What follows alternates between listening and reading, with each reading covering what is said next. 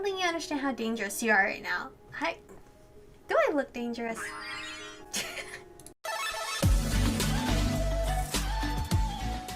Hello, beautifuls. This is Aromie here. Welcome back to Mystic Destinies, Serendipity of Aeons. We are here on Hikaru's Route, his chapter 1, Shattered?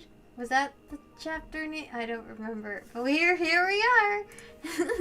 The virtues are not unlike those in Catholic doctrines. I still cannot read, to be honest. This fact in itself is just one small implication of many that humanity is basically the same at the core throughout time and space. No matter what ethnicity someone is or what age they hailed from, they probably basically thought and felt the same thing at the core. He laughs. But that's probably a discussion for philosophy instead of history, isn't it? He's a man with a brain. Hikaru moves on to talk about other topics, but at the end of the class he assigns us homework. Ugh, I don't miss those. We're supposed to research more about the sins, virtues, and other similar codes and how they featured throughout history. Seems like a kind of heavy topic for the first lesson. I jot it down in my planner, circling it twice so I don't forget it. Not that it wasn't interesting, but he really does toss his students right in the deep end, huh? I slowly pack my things up, waiting for most of the other students to rush out first before making my own way out. Just as I'm halfway out the door, I suddenly feel a large hand on my arm. Hello? I jump, nearly dropping my phone. When I turn, I forget what I wanted to say in an instant. Don't leave yet. Don't say that to me. I will feel uncomfortable doing that, or hearing that. I go, don't leave yet. I can't think of any good reason for him to want me to stay behind, but despite my confusion, I can't actually bring myself to ask. I look down at his hand on my arm, and before I can comment on it, he removes it. I need you to come down to the basement with me for extra lessons. Oh, but I'm so tired already. That sounds a bit... Girl, I was trying not to go that way, but you went that way. She went that way. I was trying to hint to you guys that I thought that way. Hikaru sighs. Not those kind of lessons. Not today, at least.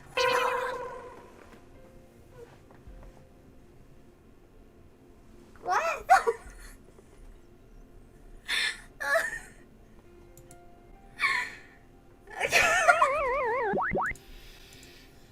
Then when? Bitch, why would you ask that? Isn't that kind of inappropriate? Okay, he joked with us, let's joke with him. Then when? Oh my god. Then when would be a better day? This weekend, maybe? I was thinking more along the lines of never. I was just trying to play with you, Professor. This is my first year of teaching and I'm not looking to be fired. Okay. Okay. Isn't that kind of inappropriate? For a professor. Sorry, did I double tap? No.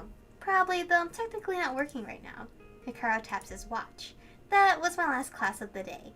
I feel awkward as I stare back at him, his eyes just daring me to say more. Anyway, I feel like maybe that was a better choice, because he wasn't as snappy. Anyway, I've decided that I'll give you extra lessons in my spare time to speed this thing along.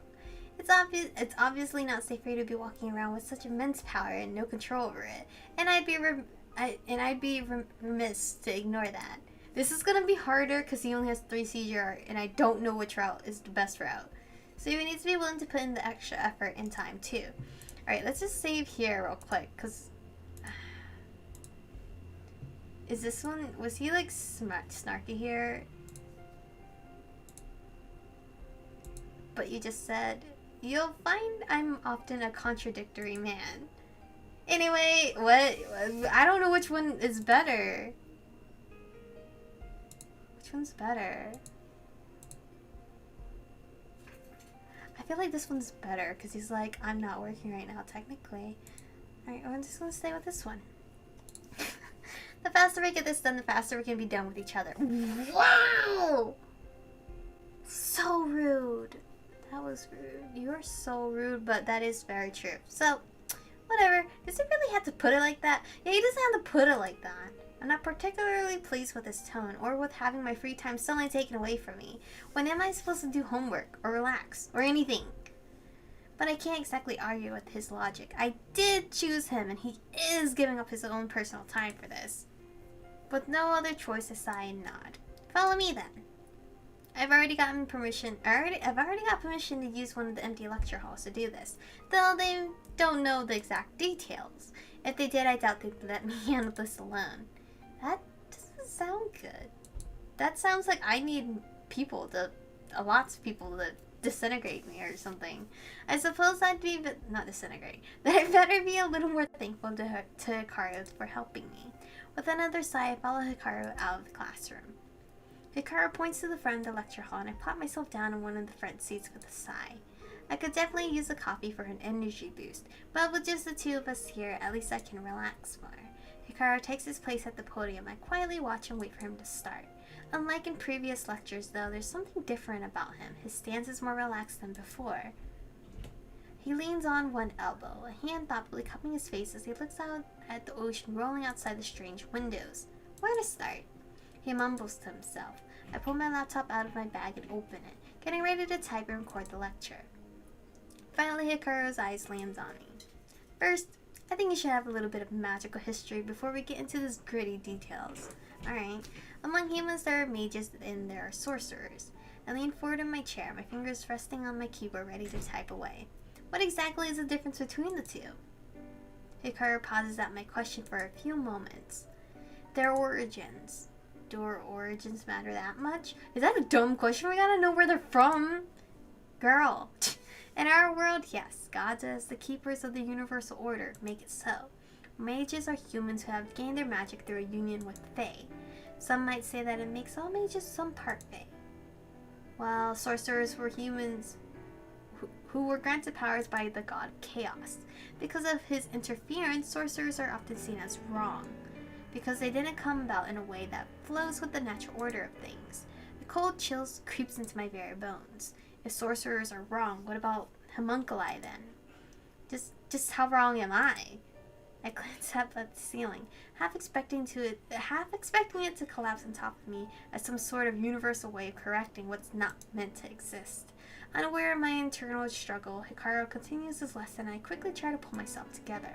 But the cold feeling never leaves me. This is no time for existential dread to kick in, Michiko. No, because I'm going to explode up in here. I push all my thoughts away and focus on Hikaru instead. There are only a few well-known sorcerers in history. These individuals are born with the potential for extraordinary power. It is often said that they are the only mortal creatures who can ever hope to rival the power of the gods.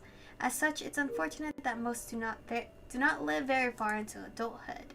More often than not, they are killed before they can reach their potential. Some are killed before they even receive their powers or just after getting them.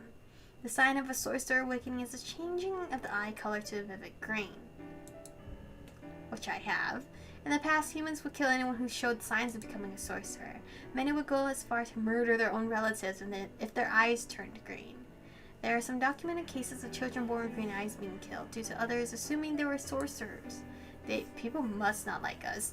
It remains unclear if they actually were. The humans did this out of fear of the wrath of the gods. What if people just naturally had green eyes? You just kill them? There even used to be a saying, green eyes bring fury. Bring fury. The saying was originally meant as a warning to those who wished to make enemies of the ancient sorcerers. However, as time passed, it took on a different meaning. According to some records, it was around 900 AD that the saying turned into a warning that indicated a sorcerer's birth would bring the wrath of the gods upon everyone. And so it became common practice to kill any potential sorcerers before they had the chance to grow into their powers. Most of the well-known sorcerers in history were born before this time. After they started being called the Curse of the Green Eyes, only a very small number of them survived. Perhaps the best-known sorcerers in history and the only female sorcerer to survive past the age of 20 is Chihiro Hagiwara. The woman who, as you may be able to tell from the name, this university is named after. Sorcerers are considered to be the children of the god of chaos, as it was he who gave them powers. All sorcerers that have ever lived can be traced back to the original ones. My mind buzzes with the information, trying to absorb everything he tells me. It's going from one ear to the other ear to me. It's like so much information. And I can hardly believe that this is all real history, that it's not something out of a fantasy book. No, it's not just that. It's real history, but it's my history now too. I'm part of this Whatever this is, I swallow, whether I like it or not. Whatever my role is to be in this, I can't help but feel that it's all so incredibly tragic. What exactly did Shizuka have to go through? She must have lived through those times. Perhaps the only reason why she lived this long was this curse that I now had to carry. Hikaru doesn't give me time to properly process any of it and pushes on to his next topic, control and focus. You are giving me so much information right now that I cannot. The first thing any supernatural child or human with magical powers learns is emotional control through breath control. Breathe, breath. That's where will began. I desperately try to take notes as fast as I can, but it's different when you're the only student. And much more difficult when your teacher is Hikaru. He keeps stopping long enough for me to take notes, until eventually, why don't you just record my voice and focus only on me? You got a recorder? Give me. It's difficult to focus on the little else, to be honest, and yet his good looks do end up distracting me from time to time. Yeah, I can't look at you. Okay, just talk. I'm not gonna look at you. I'm not even gonna. No, I'll just listen to you. I'll close my eyes and listen to you. Is that better? It's all too much for my exhausted brain, but Hikaru is relentless and soon has me begin to practice controlling my breathing. Over and over again, I inhale and exhale until I forget how to breathe normally. 2 hours into the lecture, we're finally done, and I feel like a wrung-out wash rag, while Hikaru seems only the slightest bit tired. Hikaru sighs and picks up his laptop bag, slinging it across him. Wait, don't I have, she had a laptop in the last class. Just hit the record button on that. We didn't cover as much as I'd hope. Are you kidding me? That was a lot. I've never taught an adult the basics before. Maybe I should study up on how to do this in a better way for you. That was how you taught children? Oh my god. I want to have lessons at least 5 times a week. 5 times a week? Bro, you're supposed to at least exercise 5 times a week or whatever, right? I don't even want to do that. Until I think your control is adequate. But 5 times a week? Exactly. I should sit up better. I'm just chilling too much. You do know I have other classes, right? And I once had some semblance of a social life. I don't think you understand how dangerous you are right now. Do I look dangerous? I understand why you wouldn't, but you have to trust me when I say that you are. Okay, whatever. This isn't something you can put off without dire consequences. I sigh and nod. I stay just long enough to coordinate schedules with Professor Kozama. The moment we're finally done, I find him too exhausted to muster even some semblance of excitement or relief. Too drained for much of anything, I drag myself home. He even made me walk home after that. 2.5 months pass by in a blink of an eye. Between Hikaru's private lessons, normal classes, and the other magical ones that I was signed up for, there's hardly time for anything else. I come home every day with just enough energy to somehow force myself to do homework before falling straight into bed. I can't remember the last time I wasn't too exhausted to make myself actual food. I don't have a hint of social life even, and ended up having to drop business club just to be able to keep up with my school workload. The only other person who I have seen outside of school recently is my father. I sigh and stop by the window of a chocolate shop. I hardly pay attention to anything in the store window, too thrown off by my own miserable looking reflection. These days there's barely a moment where I don't feel dead tired. What does it feel like to not feel exhausted 24/7? I can't remember anymore. To top it off, there is this wall between Hikaru and me, a wall that feels as impenetrable as the Great Wall of China. I sigh again, finding back the urge to rest my forehead against the glass storefront. While I've gotten used to little things, the way he speaks and his gestures, I'm not sure if I can trust that those are real. He still seems so different from the first strange day. Though I have learned a lot quickly and I don't know when I'll use it all, I still don't feel as if I've gotten closer. Our lessons are basically him lecturing me to death, then staring at me and correcting me till I get the technique right. Then he tops it off by assigning me a ton of homework before leaving. All I really know about him is that he's friendly enough to everyone else, but seriously strict with me, because I'm his, prodigy or something. I still think he doesn't like me, probably because he has to give up his social life because of me. It's very true, we're both sacrificing something. Well, it's really because of freaking Shizuka. I don't know what to think of Shizuka after learning the history of sorcerers. Even when asked about it, I haven't been able to tell Hikaru about the ritual that gave me my powers. Just thinking about it makes me sick inside still. I'm thankful that I'm too busy to really worry about it. But I sigh once more and walk away from the shop. This is one of the rare times I get to visit Chao District, a place he once showed me, albeit very briefly. Here's this place has magical people. Let's go. I'd been excited to go somewhere, anywhere, and do something new with him. But this is Chao, a supernatural district that is home to both humans and many different kinds of supernaturals. Chao District is the largest supernatural district in Japan, and the 27th largest supernatural district in the world. And the lecture continued on in that vein, with him briskly walking from shop to shop. He would briefly explain that there were many magical shops that sold many different things. He had warned me not to buy anything I didn't understand just because I could. In the end, he advised me to come to him with any questions or any other supernatural friends. Or any of my other supernatural friends. Friends? What friends? I haven't had time to make any. My poor girl. She's just been like with herself the entire time. And with Hikaru for a little bit. But anyway, this is it for today's episode. I'm praying I at least get one CG art just so I can be happy to see it. And because the thumbnail needs a CG art of him. But anyway, thank you guys for watching today's episode. Stay beautiful, and I'll see you guys in the next one.